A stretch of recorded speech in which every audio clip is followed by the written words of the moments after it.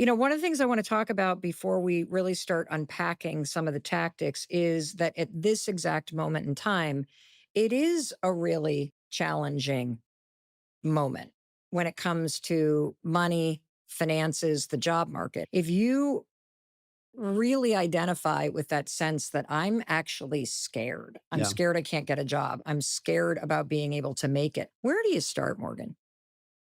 I think if somebody says, "I'm scared about my money," Yeah. that's their truth, and you have to empathize with that. If someone were to say, "It is worse now than it was for previous generations," that I think you can push back on a little bit more.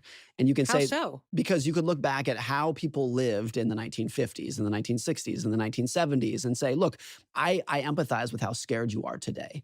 It is probably not true that we are worse off today than we were in previous generations." One thing that I've always thought is very interesting is if you ask most Americans, when was peak middle class prosperity? When were the glory days? But what's interesting is that if you looked at how the average middle class family lived in the 1950s and who we are aspiring to want to go back to, it is a quality of life that we would consider abject poverty today. I mean, the average middle class family house in the 1950s was about 800 square feet for two bedrooms for you and your four kids, no air conditioning, no washer and dryer, no go on down the list of what it was like back then. They were very happy. They were very content with it back then, but it's not a level of contentment that you would have today.